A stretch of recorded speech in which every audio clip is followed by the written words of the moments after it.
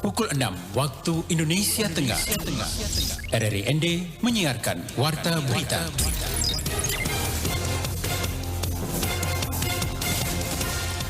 Selamat pagi pendengar, Anda kembali mendengarkan Warta Berita Daerah edisi hari ini Senin 25 Juli 2022. Sari Berita.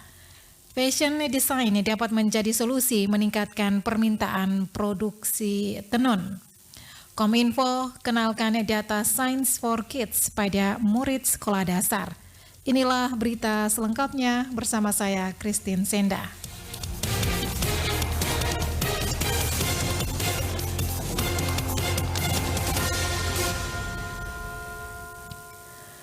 Tenun Manggarai adalah sebuah kebanggaan bagi masyarakat Manggarai dan perlu dipertahankan dan dikembangkan sesuai permintaan dan tuntutan zaman. Laporan selengkapnya disampaikan Lady Badin.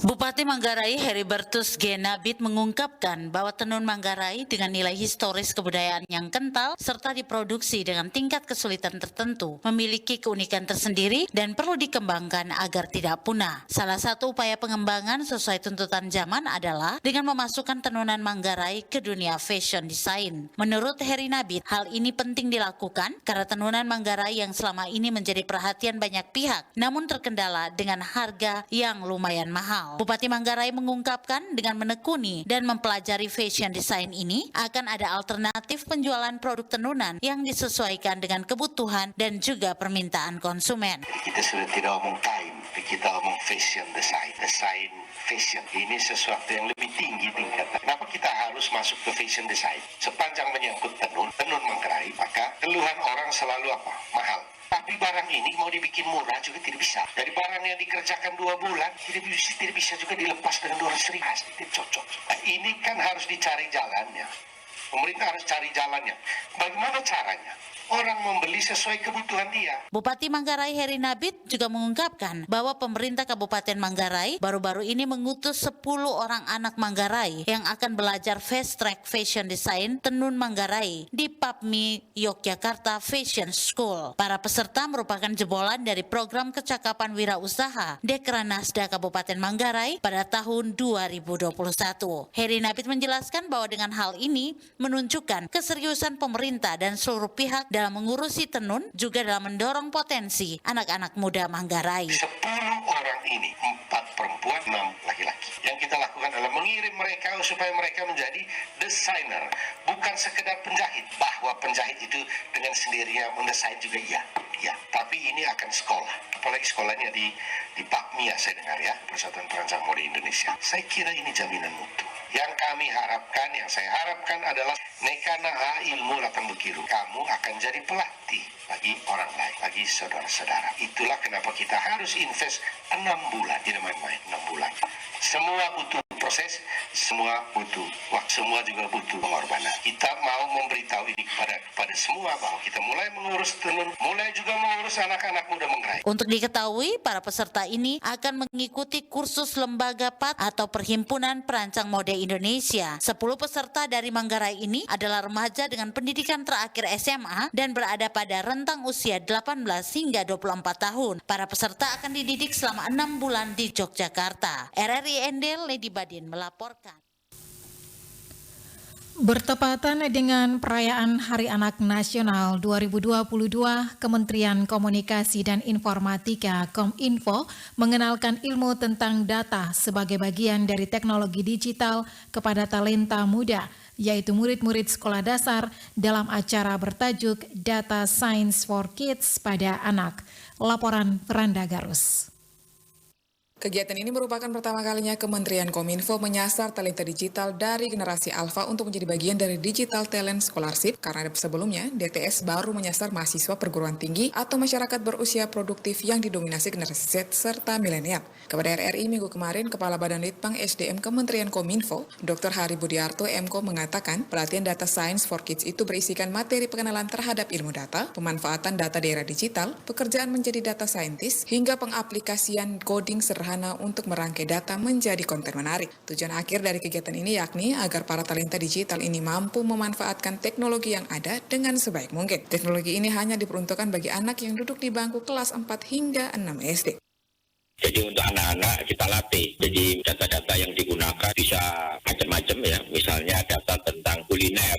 Kemudian kita minta mereka untuk mengolah data yang sederhana sehingga anak-anak bisa mengerti. Mereka tinggal mengekstrak dari beberapa data yang ada. Kemudian mereka bisa menyimpulkan. Mereka tinggal mengumpulkan, terus kemudian melakukan pengolahan data sebentar, kemudian melakukan analitik, kemudian bisa tahu hasilnya seperti apa. Jadi kita ajarkan bagaimana cara mengumpulkan datanya, bagaimana cara membaca datanya, bagaimana cara menganalisis menggunakan alat bantu yang sederhana. Sesuai dengan rencana strategis Kemkominfo di mana program unggulannya ialah Digital Talent Scholarship untuk memberikan pemahaman awal sejak dini terkait pentingnya ilmu data dan membahas potensi karir masa depan sebagai data scientist. Presiden Republik Indonesia Joko Widodo juga telah meminta Kemkominfo agar menyiapkan 50.000 data science setiap tahunnya. Di tahun ini Kemkominfo telah menyiapkan 30.000 data tersebut dan optimis akan mencapai target di akhir tahun. Data science sendiri tidak hanya diperkenalkan untuk anak usia dini, melainkan pada semua masyarakat hingga pemangku kepentingan.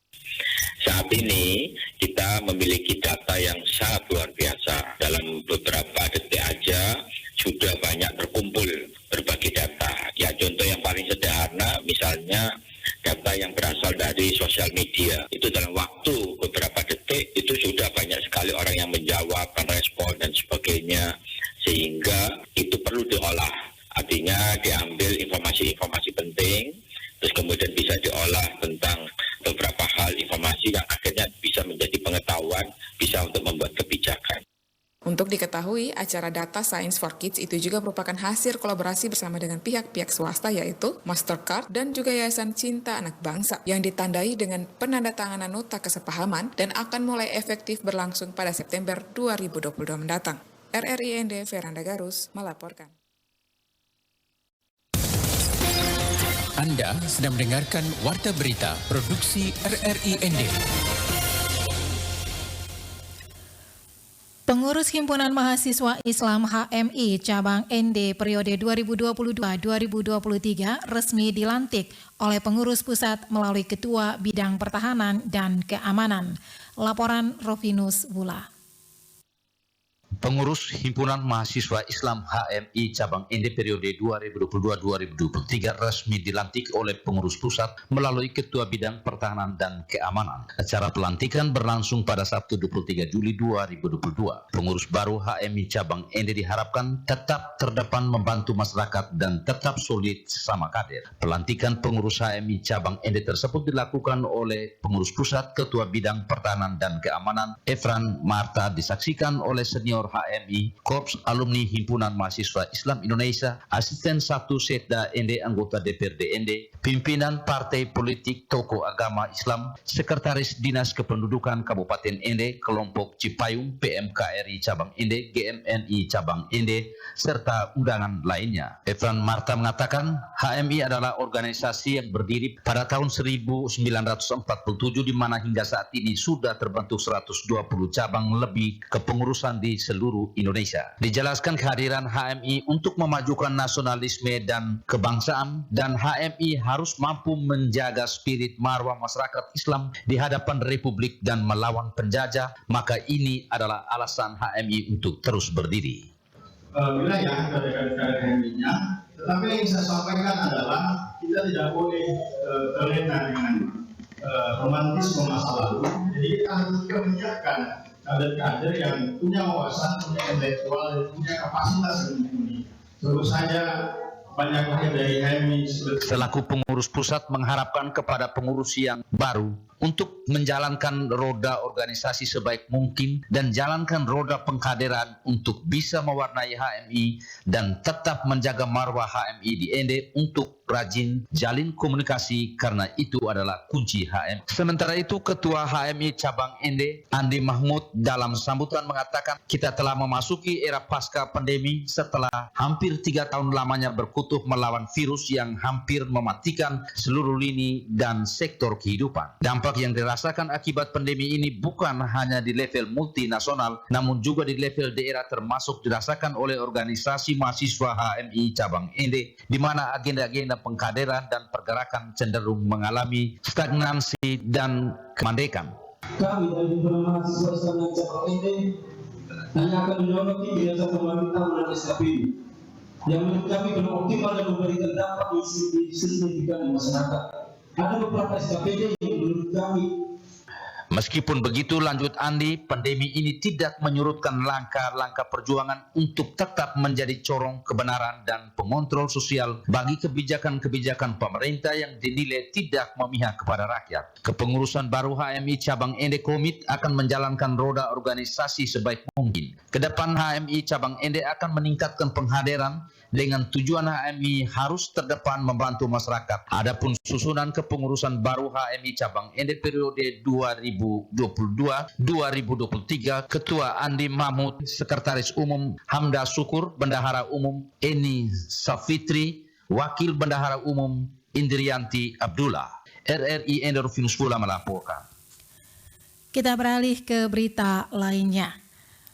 Bupati Manggarai Timur Andreas Agas dalam memperingati Hari Anak Nasional tahun 2020 ini mengajak seluruh komponen masyarakat untuk lebih peduli terhadap segala persoalan anak, terutama bagi anak yang mendapat perundungan ataupun kekerasan baik fisik maupun non-fisik. Menurut Bupati Matim, dalam upaya menjadikan Manggarai Timur Kabupaten layak anak, hingga saat ini masih ternoda dengan berbagai kasus perundungan pada anak, juga kasus mengakhiri hidup dengan tidak wajar yang dialami remaja di Manggarai Timur. Hal ini tentunya perlu mendapat perhatian dari semua masyarakat agar lebih peduli terhadap isu-isu anak di Manggarai Timur.